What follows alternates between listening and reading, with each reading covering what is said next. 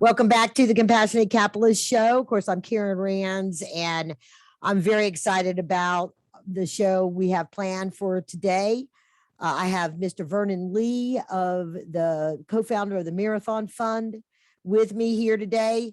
I'm going to tell you a little bit about him, but let me tell you first about why I'm excited about this, because we haven't talked about venture capital and the state of venture capital in a number of episodes. It's been a while since I've had a VC person on here. We've been doing a lot with angels, but as you know, traditionally, you start with seed capital, that's, friends and family, and then angels, and then the VCs fall into that next gap. And that's usually the ones that bridge them through to getting to the milestones they need, or the size of the company they need to start to have options when it comes to, what they do next, another VC or a private equity fund or other types of sources of capital. And so, within that traditional pathway, VCs are very, very critical to that. As we've talked in the past with crowdfunding under the Jobs Act, a lot of that kind of changed, and it's very fluid as to where they go. And then in this particular case, one of the things that, as you know, if you listen to a number of my shows, I have had this as a topic, is funding those businesses that are underrepresented, women-owned businesses, minority-owned businesses, and even as, new sort of focus groups of veteran-owned businesses, as well as LGBTQ. And so there's a lot that we've talked about in the past, or I've shared with my guests, that there's a big giant gap. And we don't always necessarily know exactly why that is. We have some ideas, there's some things. So today, Vernon and I are going to talk about his fund, the focus of his fund, and that particular, which is in those underserved communities, and why that is important. Why are we where we are now, and where are we going with that? So stay tuned. Let me tell you a little about Mr. Vernon Lee. All right. So as I mentioned, he is the partner and co-founder of the Marathon Fund. It's an early stage equity, primarily investing in high growth, innovative businesses. The fund aims to deploy capital with exceptional entrepreneurs that have been historically underrepresented: the Black, Latinx, women, disabled, veterans, LGBTQ, in their institutional private capital markets. He's also a member of the Global Impact Fund 2 and the investment committee. And roots run deep in that. Mr. Lee previously chaired the Venture Capital Access Program, VCAP, a partnership between the Marathon Foundation, the Harvard Business School Alumni Angels of New York, and the National Association of Investment Companies. You might know it as NAIC. He's also a judge for the I.Invest National Youth Business Competition and Startup One-Way Pitch Competition, which is where we first met, was through that organization.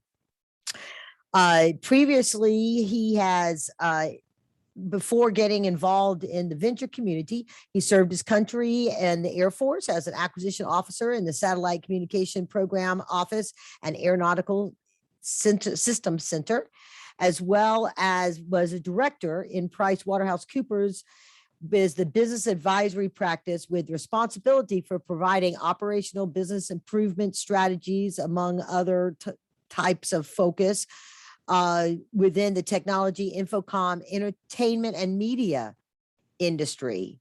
He also served as PwC's relationship manager for minority venture capital private equity initiatives, to include increasing access to capital.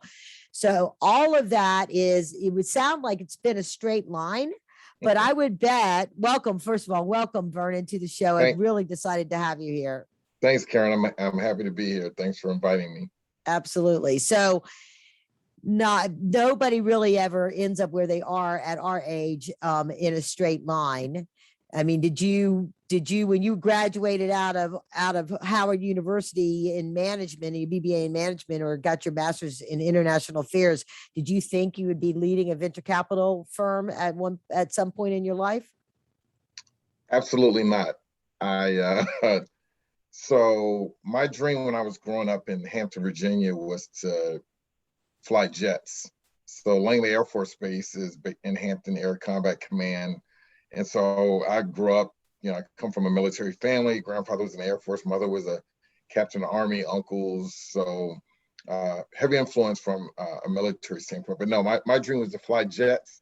And then my senior year in high school, I had to get glasses. And so to be able to even compete for a pilot slot, at least during those times, you had to have perfect vision. So even as I was thinking about potentially Air Force Academy or where I would pursue my Air Force ROTC endeavors to be able to be eligible to become an officer in the Air Force.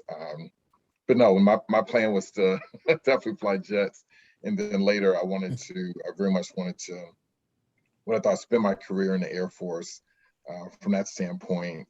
And my other dream was to be the mayor of Hampton, of which neither thing has happened. So although the current mayor and I are actually pretty good friends, but those are my dreams. So coming out of Howard, that was not the case. But Karen, I will tell you that part of the seed for not necessarily investing per se, but from an entrepreneurial standpoint, really did start at Howard. One of my classmates, my freshman year at Howard, one of my classmates threw some of the best parties in DC, not just at Howard, but in DC. And he went on to find a record label and fashion and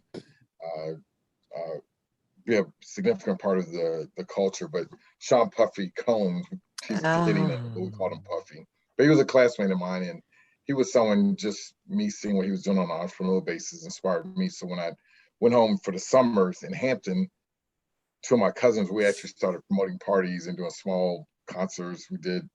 Had something with Queen Latifah. And so the entrepreneurial and spirit really germinated and started from that experience. But I knew I was destined, being on the Air Force ROTC scholarship, that I was going to serve my country for at least 4 years. But that entrepreneurial spirit and bug started when I was at Howard. Yeah, well, and then I guess what you were doing at Price Waterhouse, well, of course, it wasn't called Price Waterhouse Coopers back then, probably, but when they were, being in that advisory road in those industries that are really innovative, you probably had exposure to a lot of maybe not so much on the really early stage, but what it meant to be successful in those industries.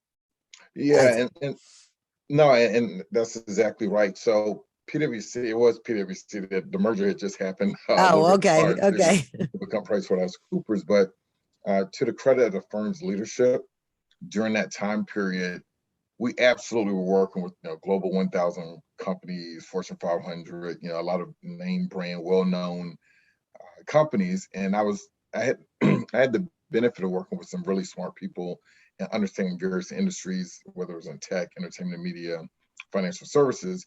But we had a program called CWIP, CWEP, Companies with Extraordinary Potential. They were all venture-backed companies. Really? So I was, as part of our management, from partner to senior manager, I was very involved with working with some of CWIP as a consultant, working with those VC-backed firms. So that was my real first exposure to working with startup companies that had received venture capital and understanding the nuances and sort of the cyclical nature of being able to hit certain milestones so that next tranche of funding would take place. And to PwC's credit, the whole idea was obviously strategic, that we would charge little to no fees. So as those firms get larger rounds of funding, whether you're at advisory, tax, or audit, that you grow with the firm, get a Series A, Series B round, IPO, and the firm would grow happily forever, ever after with some of those startups. So that was the strategy. So yes, that was my first exposure to the VC community when I was at PwC. Well, and it's similar in a way to like within IBM, I had been a part of all of these different launches of businesses and new businesses within IBM and new focus areas of technology. And so I always felt like I was that entrepreneur within the company. And as they were coming out of 1999, they realized that the way they had reorganized, anybody that didn't own a mainframe was considered small business. So you could have 400 AS400s, but you were still a small business, right? And so it's scary that I know exactly what you're talking about with those AS400s. Yeah. So, they realized that they were missing out on the big guys like Amazon and eBay and all these ones that were kind of coming in to, gain momentum or just going public at that time.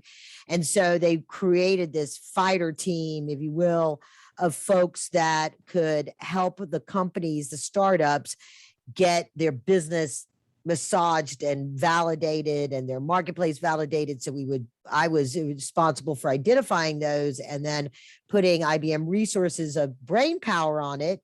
But then also, they had like an in-kind where they would give them equipment because in the hopes that they would, one, standardize an IBM. And as a result of that, be able to out and get the venture capital money so they could come back and then buy the equipment from IBM to grow. So similar in that they were, we were not charging them for their first round of stuff that they were developing on and things like that so that they could, ultimately be venture backed. Very similar how these big companies think sometimes. So we'll fast forward from that. And then how did the Marathon Fund come about? Yeah, so one of my current partners, I have two partners, Christina Francis and Dwayne McKnight. Dwayne was previously a partner with Syncom Ventures, and Syncom was one of the first, one of two Black venture capital firms that was started by Herb Wilkins Sr. back in the late 70s. Her brilliant person, but Syncom invested in some household names in terms of companies that are household names now with BET and Radio One and TV One and Iridium, the precursor to XM Radio was founded by an Ethiopian brother. But so they had been doing that for a long time. And so while I was at PwC, I was part of a group, and my partner Dwayne McKnight had a vision for creating this deal ecosystem for underrepresented entrepreneurs, which was the Marathon Club. And so I had the fortune, while I was at PwC, we were a sponsor, and I got very involved with the space, if you will, for underrepresented entrepreneurs, and access to capital was a big part of that. And so we were working through creating a deal maker summit and other entities, really going back to 2004, 2005, and a number of initiatives surrounding that. So through that exposure, after I left PwC, I started an advisory firm, Brightwood Management Partners, to continue working with startups, mid-market companies across a number of sectors, if you will. But Dwayne and I still very much stay in contact with the Marathon Foundation and initiatives around that. And as we looked at the marketplace, there was a significant lack of pre-seed and seed stage capital that was directed to underrepresented entrepreneurs, which from our perspective, we define as Black, LatinX, women, disabled, LGBTQ, and veterans. And so that was really, from our standpoint, wanting to get into the market, and not just from a social standpoint, but from a returns perspective, with a goal of really trying to help reduce the wealth gap.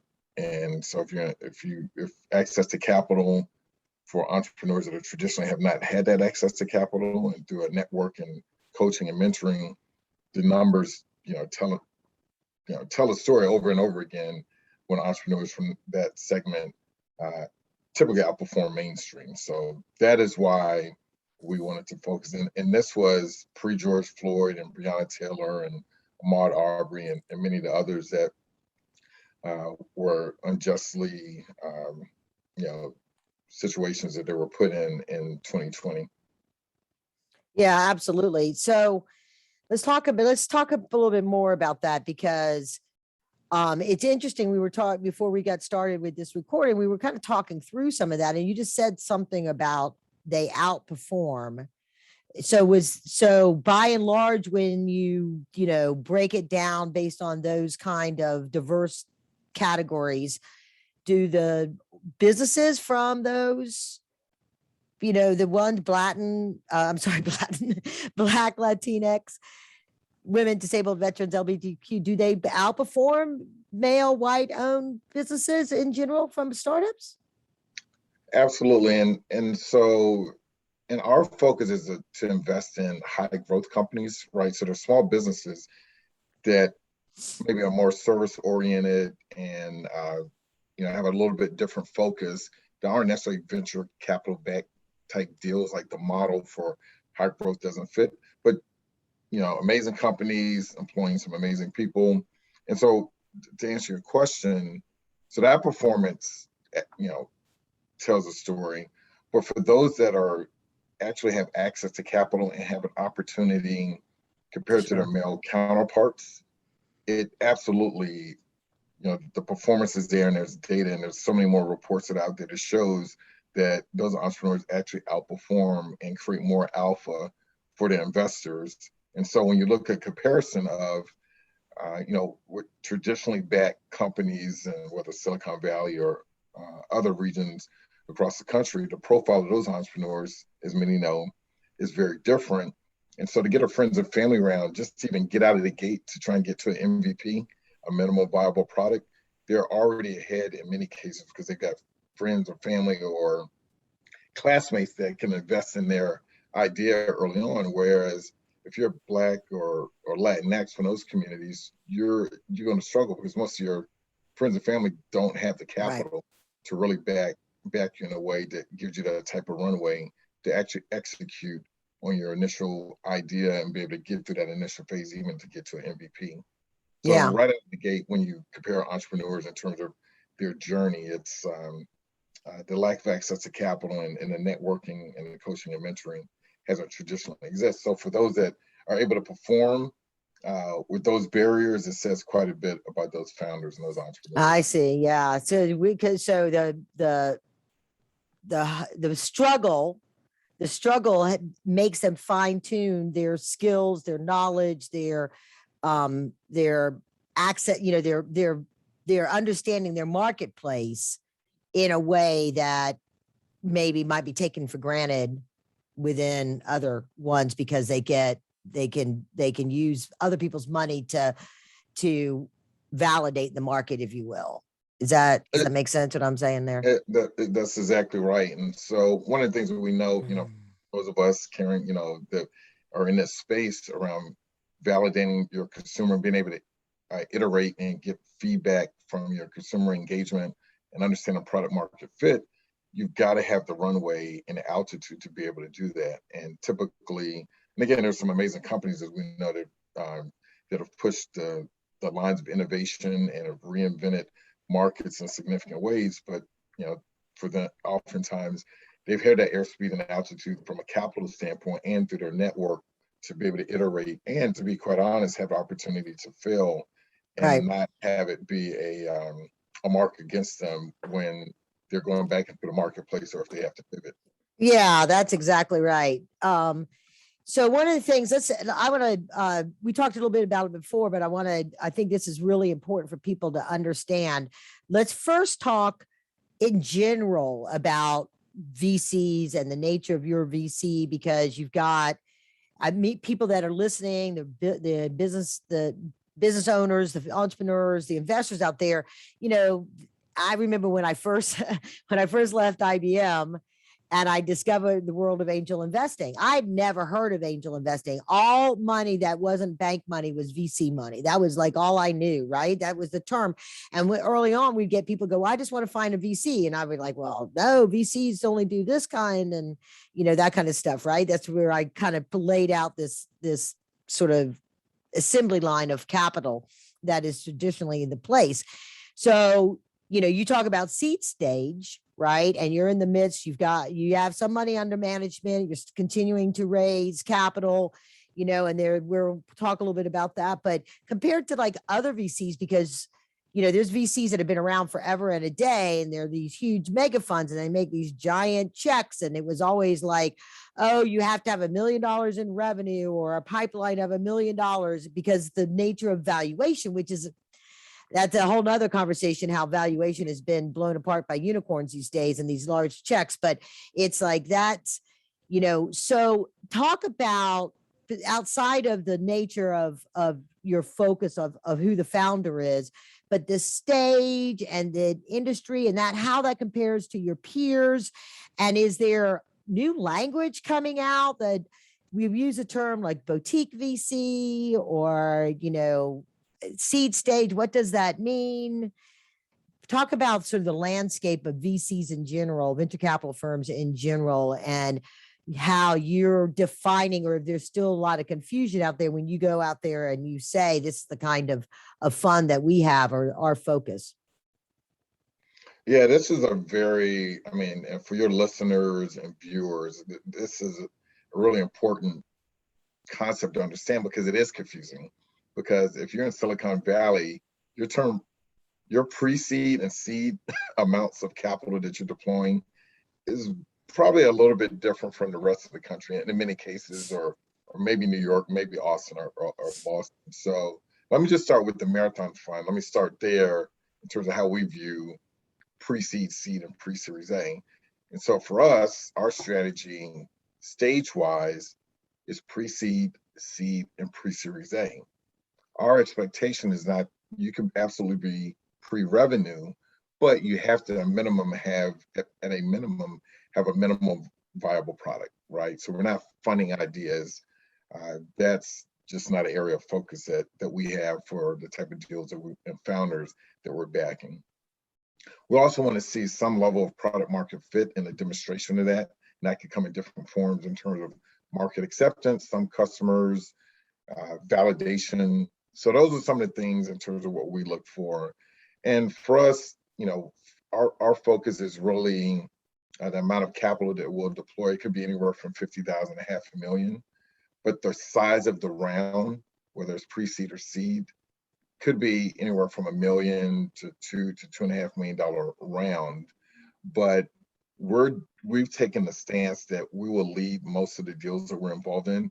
And interestingly enough, that does not necessarily mean writing the biggest check either, but it means the due diligence that goes into really getting to know the founder.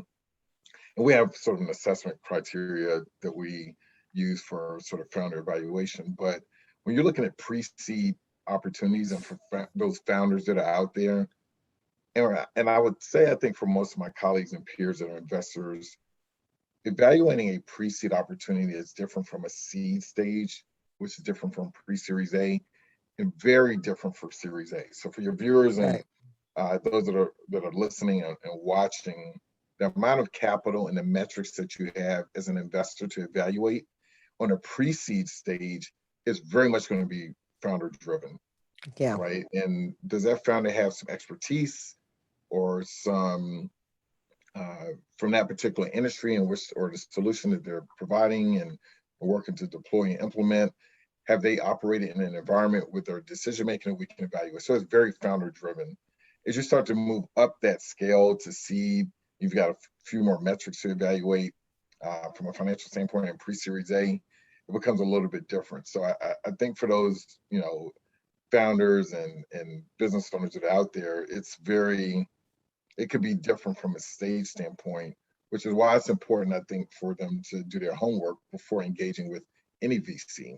Right. Because, when you hear about Andreessen Horowitz, which is obviously a VC that has significant funds, Andreessen Horowitz is going to be very different for how they're evaluating their Series A deals, or Motley Fool Ventures and others that are doing Series A, because they're looking for, at that point, more metrics on the finance side to see what that high growth opportunity may look like. So that's how we define pre-seed in our evaluation of those opportunities. I think there's a lot of, you hear about micro VCs and boutique VCs.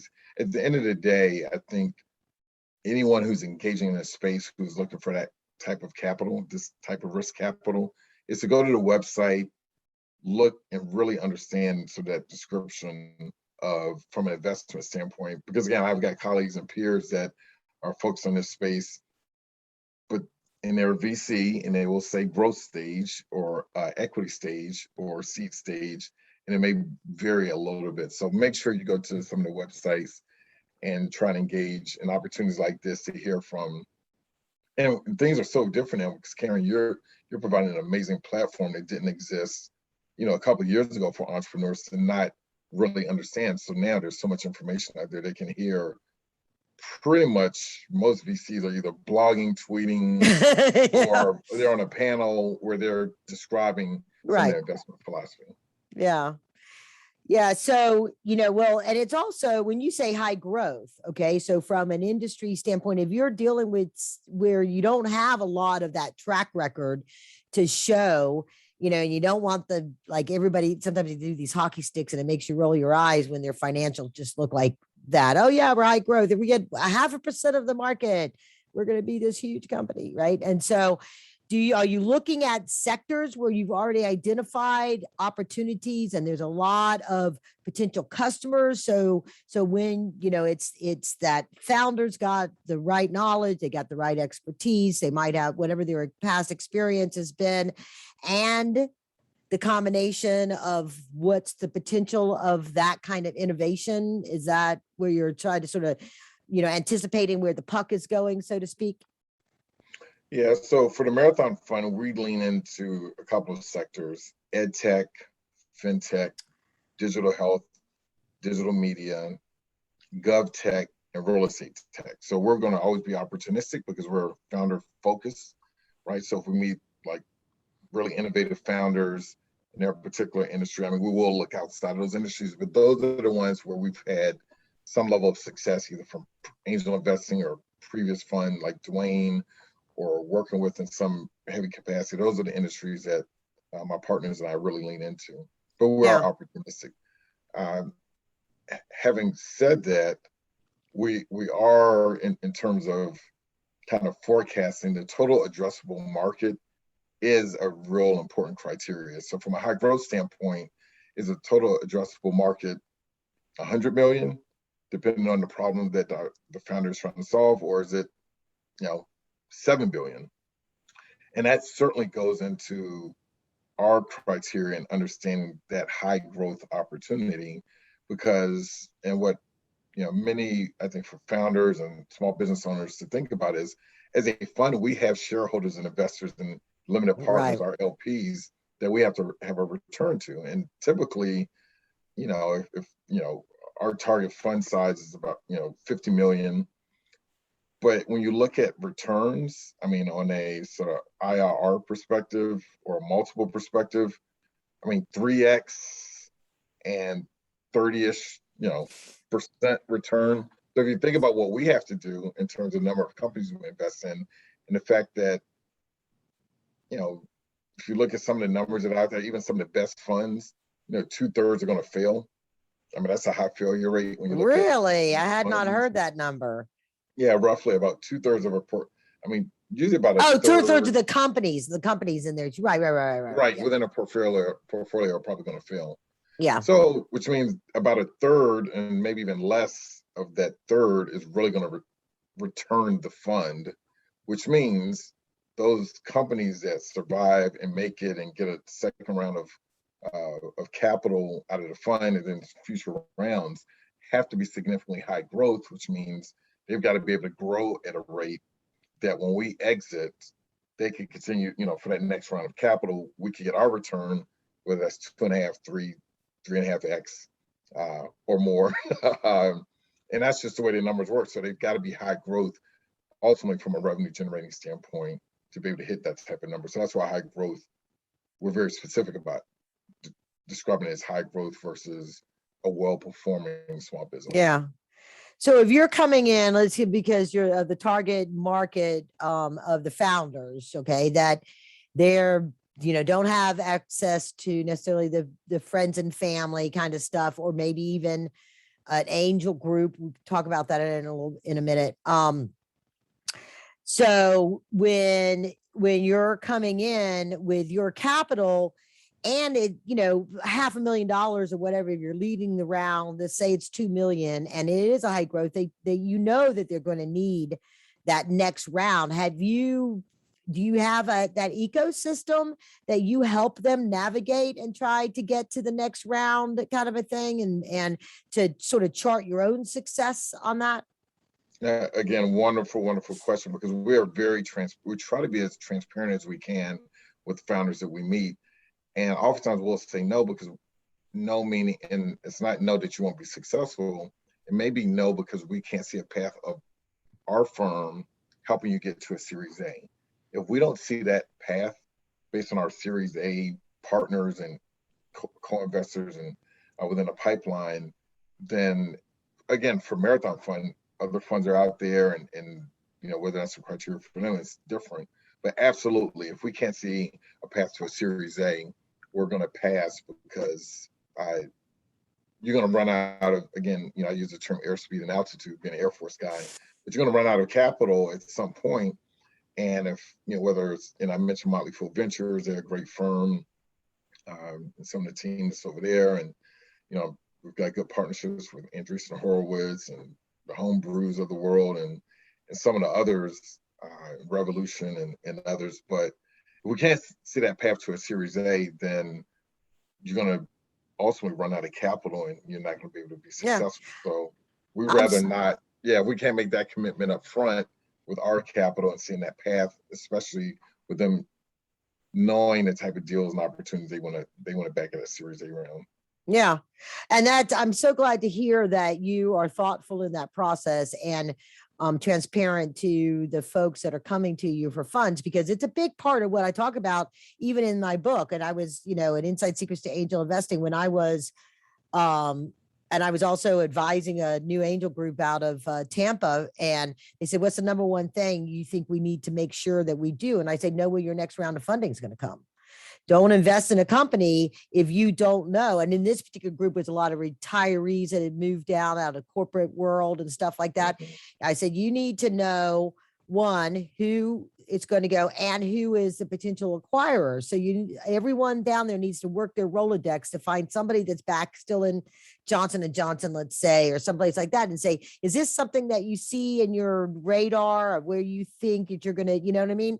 And know who your next round of funding is going to be, because the number one reason why companies don't succeed or get all the way is because of not getting the funding, right? And so whether you're an individual investor or in a group, you need to be thinking about that and the company's ability to raise all the money that they're going to need, and their financials need to reflect all that. So I'm really happy to hear that you do that. I want to drill that point home even more around angel investing, because so many entrepreneurs that we meet are not ready for venture capital, but they're at the right stage for angel investing. Like I really want to make sure, you've touched on it, and I think through your book and a lot of things you've done with your platform, have talked about angel investing, but that network, again, not just the check writing, but that validation from a customer standpoint, because if angel investors, when you look at the ecosystem, are extremely important for us, because if you were able to, again, through tremendous challenges and obstacles, get a friends and family around,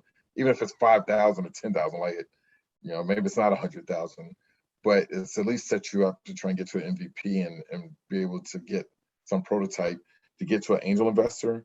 Those are signs for us in that decision-making standpoint of, look, maybe you got one angel investor at this point, but that says something about your ability to convince and engage someone. So, but the angel investor community are filling a huge gap that didn't exist, I think, some years ago, sort of pre-VC, whether you're pre-seed or seed. So, again, I think for some of your listeners and viewers and some of the other founders and business owners out there, like engaging in some angel groups and trying to approach them before even getting to a VC is extremely important. I think will improve their opportunity for success. Yeah, because you're unique in where you're playing, and it's in part, I think, most because of your target of the types of founders that you want to work with, that you're having to, because depending on the amount of access to capital that's out there and how much capital, VCs will move up and down the spectrum of stage sometimes. Same thing with private equity funds and things like that. The angels are always really in that very early stage. Most of them also do want an MVP. They do want similar kinds of things of what you're talking about. And so figuring out how to get that from the euphemism of friends and family. I've had a coaching program over the years where I teach people how to raise their friends and family. And it's it's, friends and family aren't necessarily, a lot of times entrepreneurs will come like, well, I don't have any friends and family that, have money. And I'm like, yeah, I know, because you wouldn't be talking to me if you did. But it's like, it's not necessarily the guy you're, cracking back beers with and watching the game with that you're going to be getting the money from. But that person might know someone Right. that they'll make that intro to if you give them the words to say, to that other person. And so your friends and family have to know what you're doing so they can say, I use this example when I'm coaching companies. It's like, Aunt May has no money to give you because she's on a fixed income and all that kind of stuff, but she would do anything in order to help you be successful because you're her favorite nephew or something, right? And so what you got to do is be able to put it into words that she can explain and talk to her, because when you tell her about this business, this vision you have, and she says, oh, do you remember Miss Carol? And you're like, oh yeah, when from whatever. She goes, well, her husband just sold a business and they're getting ready to go on a trip around the world. And you're like, oh, well, you think you can introduce me to Mr. Bob or whatever, you know what I mean? And let's have some tea or something, and I can come over. And you're not going to jump on him because he may not ever been an angel investor. He may never have done anything like that. So he's not going to understand to do that. But you can go and ask advice, see if there'll be an advisor, because he's a successful business owner who's exited. And then over time, you develop the trust that they could give you the money to be the MVP, or they might just do it because Miss Carol loved you. So that's a great example. No, that's a great example. That's exactly the way to go about doing it.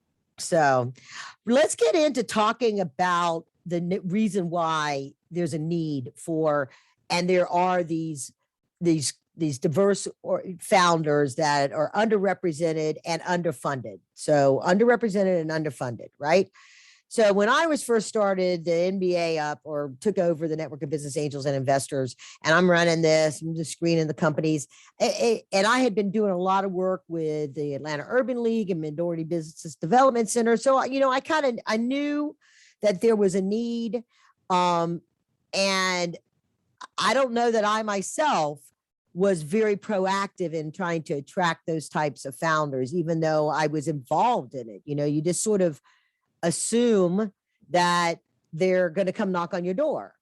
And I also made the assumption, even though 97% of the people in my organization, the members of my organization, were white males, in that age thing of 45 to 55 or 50 to 60 kind of a thing.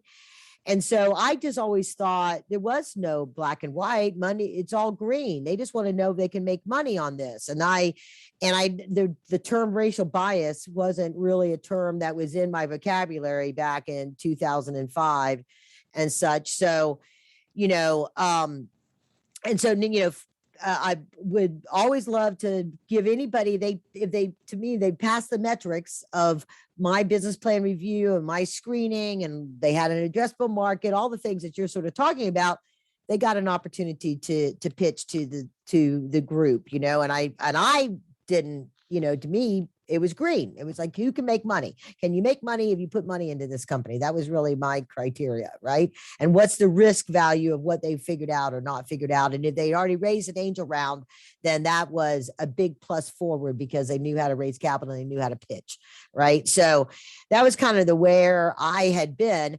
And just over the years, it seems like that number of women-owned businesses getting funding from angel investors, because the National Venture Capital Association that's out of New Hampshire does the research thing. They would sort of look at that. Oh, PitchBook is, but then there was New Hampshire University used to always do a survey and would take these stats, and then as an angel group, we would get it. And it was always consistently. And I think what's amazing, from 2005 to where we are today, 16 years, it hadn't changed much, right? It was maybe 5% of the entrepreneurs that got capital on the seed stage were women-owned businesses. Minority-owned businesses were even less. Now, I think I did a podcast the other day with a woman that focuses on this area, and she said it's at 7%. So, and 3%. So it's like it's notched up 1 or 2% over 16 years, and so, the question I have on this is, let me preface it also by saying, I've noticed that there's been in that time frame a lot more emphasis on like Black Girls Code and making sure that there's high school programs for women, minorities to get the STEAM that they need, the science, technology, engineering, mathematics, and encouraging them to be a part of that, which, most angel-backed companies and most stuff are technology companies. So there's an element that there's just a growth of folks that have gone into those companies that had exited. They've been experienced in management. Now they're out starting their own. And so there's a decade thing that maybe some of that, there is a rise of venture funds such as yourself that, are angel groups that are focused on that. Is the underfunded versus underrepresented? So one on different sides of the equation. So on the underrepresented, is there really only 3 to 7% of the entrepreneurs out there that are minority or women owned when it comes to fundable kinds of companies? Because there's, the general entrepreneur thing is like 51% of the women are, but there are a lot of services. They're not necessarily high growth potential. So is there an underrepresentation of women and minorities and in the classes you're talking about? First and foremost, and then we'll talk about the other side of the table, the funding side. So what do you see out there? Do you see, because you've been with the Marathon Club and with Brightwood, in an ecosystem developing this, is there just not enough, or is there what's the status of that? Where are we with that? I mean, certainly there's an underrepresented aspect of founders that have traditionally fit the criteria for venture capitalists. And a lot of that has to do with pattern recognition in many cases, because most of the capital that flows to founders and startups have been from a ecosystem, again, predominantly white male, that are investing in people they know or sort of one person removed. And those individuals have either been serial entrepreneurs that may have been backed through another previous entity, or maybe they were part of a team, at PayPal or Facebook or Google that spun out and started a company that ended up getting venture capital that was successful. And then those individuals that were part of that team, whether they're engineers or technical or otherwise, went on to form another company. So you've got this sort of tree effect, if you will, with these branches of opportunities. And so within that network, it's been pattern recognition in terms of investors within that space. So from an underrepresented standpoint, if you're not interacting with a Black founder, or if you're not being deliberate and intentional about finding and engaging in the communities in which this amazing talent exists, yes, you're going to keep doing what you've always been doing. And so from an underrepresented standpoint, that's exactly what part of the current problem that exists. But when you look on the consumer-facing side of things and you look at the buying power of Black households and Latinx households, when you look at the decision-making, purchasing decisions of disabled community or LGBTQ, when you start to look at the consumer behavior that's associated with these underrepresented communities, wow, it almost is like, wait a minute, you need to invest in the companies that are now going to provide the products and solutions to serve those communities. So yes, it's absolutely been underrepresented. And I think we've seen over the last couple of years very much a different trend to how that market's being addressed from an underrepresented standpoint. Yeah. So, because there are, so maybe, I mean, there's an encouraging point there that are we on a sort of a wave of compounding, that we've a decade of schools working on this with our youth, coming out of some of these programs, the HBCUs starting to have entrepreneur programs and incubators on their own campuses, so you start to have more a volume effect and the confidence to go and start a company, a tech company, or consumer product kinds of companies, because there's a whole nother thing when you have products that have to be manufactured and stuff like that goes into the financial metrics. But so are you encouraged? Are you seeing enough kind of seeds getting planted that it's going to be it might be 17% in another decade or 20% in another decade that are getting access to those funds? I am encouraged, because I think this wave that we're in now is definitely different. All of the things you described, there's more accelerators and incubators. There's a level of outreach that I don't think existed even 5 years ago, especially around coding and STEM programs. And so all those things, I think that momentum is certainly there. I think, unfortunately, through the, events and circumstances and the things happened in 2020, in many ways have also increased this level of interest from, many corporate entities and foundations. Yeah. And now there are more even VCs that are spinning out and focus on early stage capital deployment. So that's all very encouraging. However, at the same time, my concern is, and I think we're seeing some of this, is that there were, and I can't remember the number, Karen, but I know the Washington Post did an article recently around the amount of capital that was committed sort of post George Floyd. And it was obviously in the billions, like many, many billions. But in terms of when you start to peel the layer back, a lot of those commitments were done in the form of loans in some cases, which means, and again, that's a capital tool. So nothing necessarily, hopefully they're low interest loans. Some are in the form of grants. Grants are great because it doesn't dilute equity for some of those founders. But a lot of that capital, quite frankly, it was charity in some cases and not investment. And so my concern is that there's been a reaction, an emotional reaction. Again, I'm not taking anything away from a lot of the entities that pledge capital, but almost in a way of wanting to give it away for programs. And again, there's so many segments of this. To try to keep it as simple within the time frame we have, there's social programs and justice programs that absolutely need capital.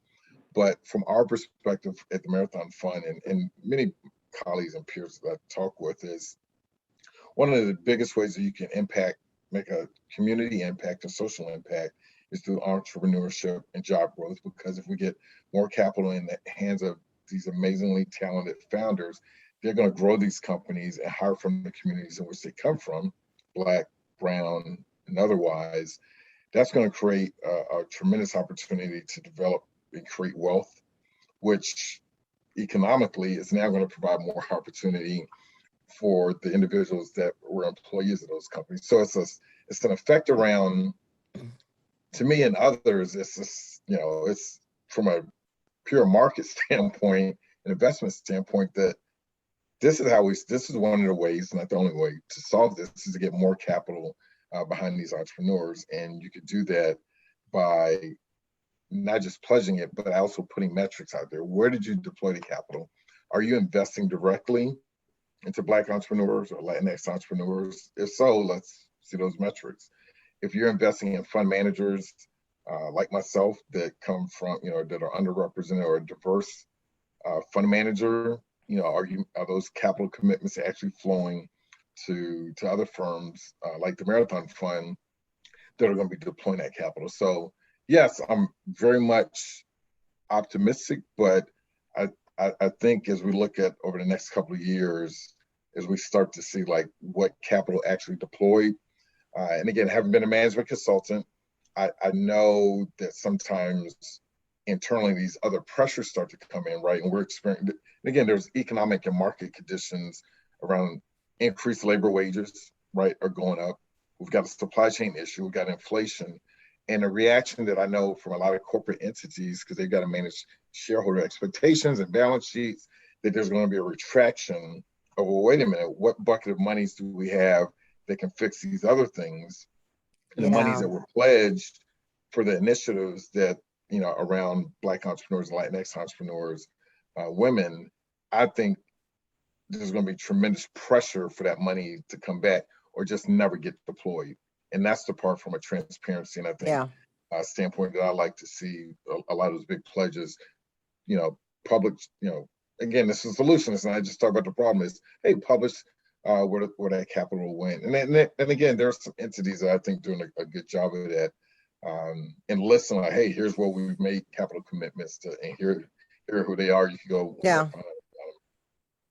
Well, it goes, so that's kind of moving into the underfunded side of this. And, about the same period that you were talking about, I was, I had, had my own epiphanies on some things during last summer of 2020, as a result of the spotlight being shined on, particularly the wealth gap and understanding the launch of the middle class and, all of, the ownership of, how real estate plays in the wealth creation, being able to own your home, things like that have had impacted the Black community, that, when you amplify it decades and decades, kind of where you are.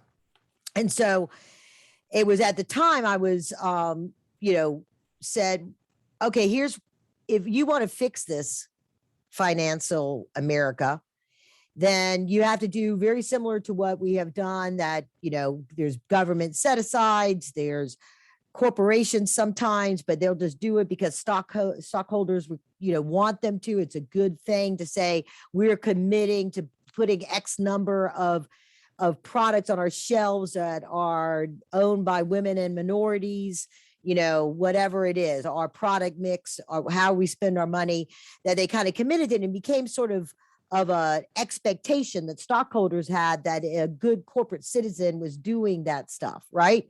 So I could see where that, if there are groups out there, and I've seen some angel groups that have then allocated and focused on attracting, because they just don't have within their portfolio. Similar to me, I didn't, I never matched metrics. I just looked at what was the business opportunity.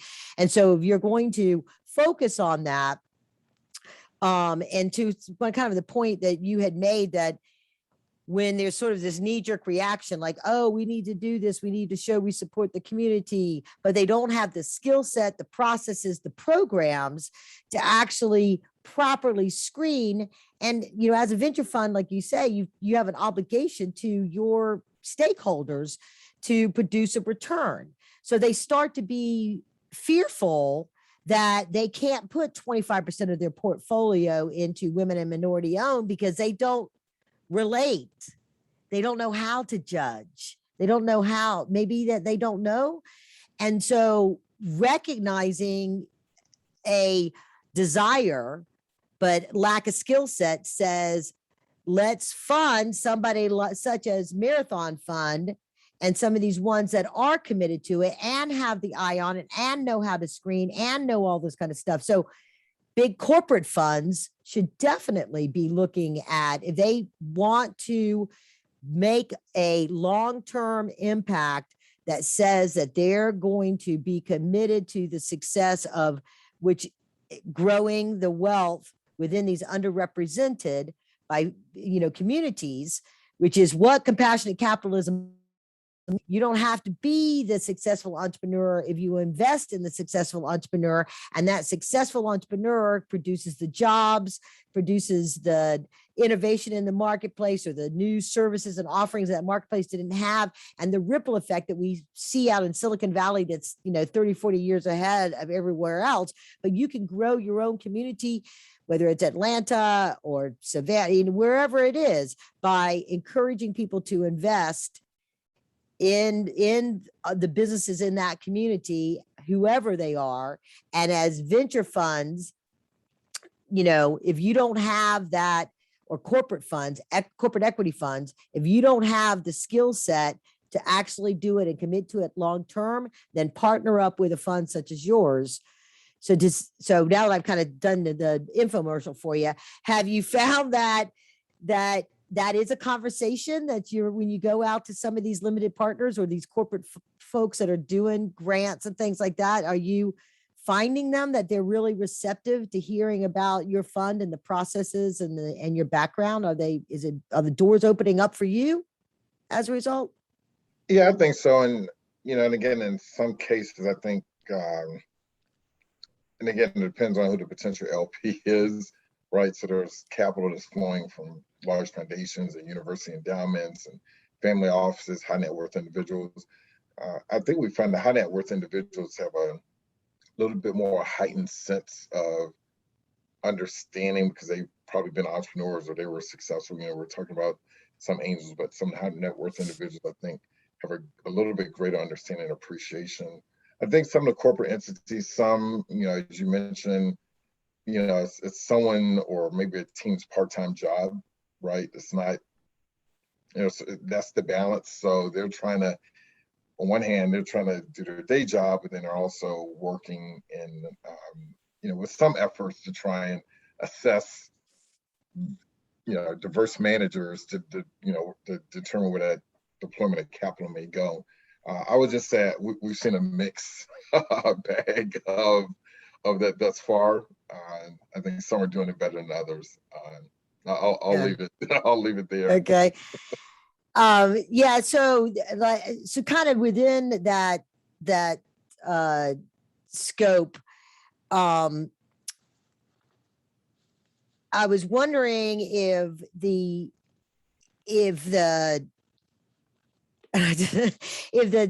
part of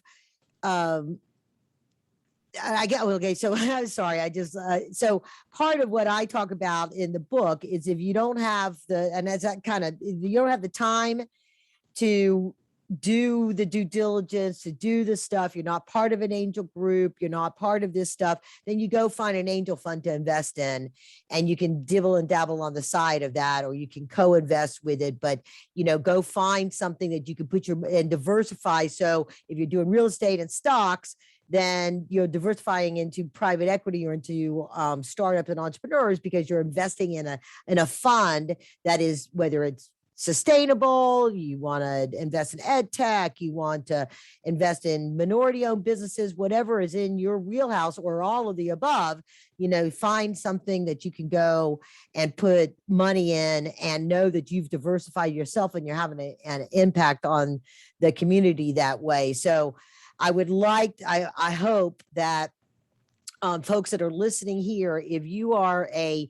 shareholder of a public company or in the alumni of a university, and you saw announcements and press releases back in 2020 that they were committing a certain this or that, or they were going to do whatever, follow up on it.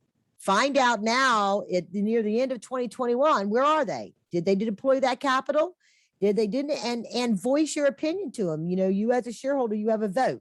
So, make sure that you are, we saw it with, and this is a something that you're passionate about, that's important to you, and it should be important to you for all the economic reasons that we've talked about in the past.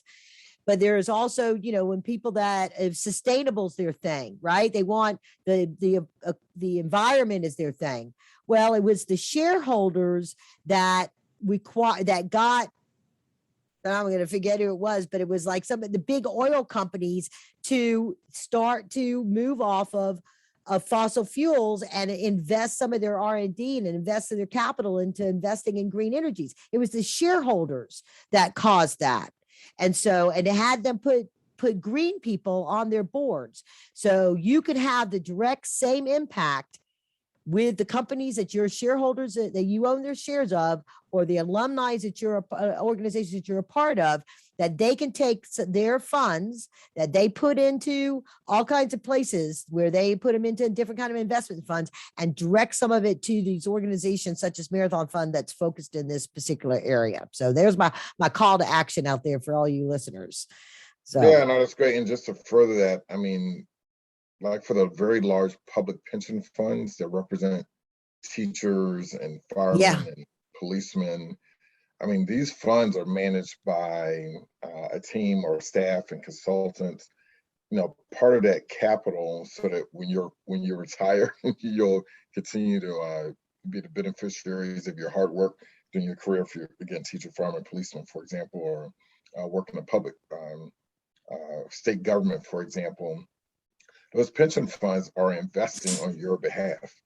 And there's always an allocation within those public pension funds for alternative investment asset class. So that's private equity, hedge fund, venture capital. So every person that may not even be an angel investor, you, to your point, have an opportunity. So whether you're an alumni of a university or a shareholder in a company, you actually have some power and influence, but you got to do a little bit of the hard work to call and find out, or email and find out, hey, what you know, public pension fund XYZ, firemen, police, teachers, how much of the allocation is going to diverse fund managers within an alternative asset class? Like that's an easy. So the more that happens, it doesn't make a difference, and I think it will continue to listen. And and again, the reality, you know, it's kind of touched on earlier. There's still, even in the aftermath of many of the things from a social and racial equity standpoint in 2020, I still think, and a little bit to your previous question, I think some of the consultants for some of these entities, there's still an unconscious bias that exists. I mean, there's some bias, but then I still think there's an unconscious bias. And without that pressure and that transparency and visibility, I still think, and I think we found, not just us, I think others, some of the still normal traditional excuses that are given for why allocations are not going to diverse managers. So yes, to your point, there's an opportunity for alumni and shareholders to influence some of that decision making, and to demand for and expect a level of transparency around capital allocation. yeah, absolutely. And I apologize. I did not give up your website when you first had talked about it. So it's marathonfund.com. It's really straightforward. The Marathon Marathonfund.com. Fund, that's Yeah. Marathon Fund. And and the reason we talked earlier about the Marathon Club, because we know it's not a sprint, it really is a marathon. And so in 2004, to my partner Dwayne McKnight's credit, the fact that the concept and idea that this is a marathon and there's hundreds of years of challenges that have to be overcome, and it's not going to be a sprint. And in recent years with the late great rapper Nipsey Hussle and things that he talked about with some of his music and influence about a marathon continuing, it's interesting how in 2004 we came up with this name, and then as part of the culture, it's something that's continued. So yes, the Marathon Fund is our website, and we're happy to chat with anyone, founders, entrepreneurs, or investors. Absolutely. So that's as we start to wrap up, is there a contact form on this site, whether they're an entrepreneur or an investor and they want to ask you questions about the fund or how it works, or just whatever, they could just go through the website to get in touch with you? On the website, and they could submit to info at the Marathon Fund if they want to submit their executive summary, or usually it starts there. 1 or 2 pages executive summary is always the easiest way for us to take a look and get an idea if it's a fit. Okay, very good. Anything you'd like to add as we start to close out here that we haven't touched on? No, I would just say, thanks again for reaching out. It was awesome meeting you as part of Startup Runway, and I think these type of platforms are needed, and these conversations have to continue to happen. I think what I will also encourage, sometimes. Quick side note, I met a gentleman. I did early voting here in Virginia last week, and I ran into an older white male gentleman, probably in his 80s, and we had this really interesting spirited debate around a number of subjects, which is probably a whole nother conversation. But my sense was, because of the media, there's so much noise in the media and where people are consuming information, that I think there's some fatigue in some cases, like, well, wait a minute, we've been dealing with this problem before. So I would just encourage people to take the time when you can.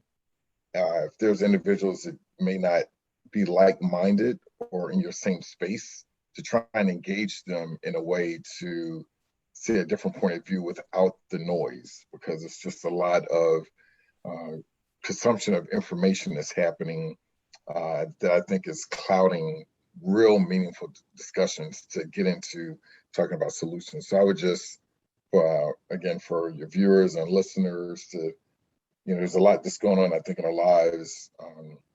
It's still a pandemic we're fighting through, but if you take the time to engage, and again, I don't care what side of any argument you're on, to take a step back and try not to be over-influenced by some of the, I think, filters, by some of the traditional news outlets, if you will. Yeah, right. The good old-fashioned conversation. Yes. So yeah, we used to be able to do that. I actually had a situation this past weekend where in a private group on Facebook, somebody commented about, I had shared an event and they were like, oh, that's political. I thought we were going to do political in here. And I was like, well, not exactly. I said, but if you want a political, there's a candidate forum. Why don't you come out and hear all the candidates say what they're going to say, and don't go on hearsay, hear it for yourself and make your own decision on what you're going to do. And let's not let some of the sensationalism of media influence all of our perspectives on things, right? Absolutely. So, okay. Thank you so very much, Vernon, for being on the show. I really enjoyed hearing your perspectives on the marketplace and the underrepresented and underfunded of the minority, Black, LatinX,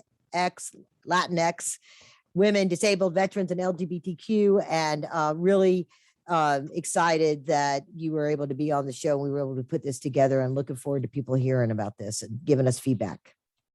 Thank you for having me. I appreciate it. All right, everybody. Thank you for tuning in.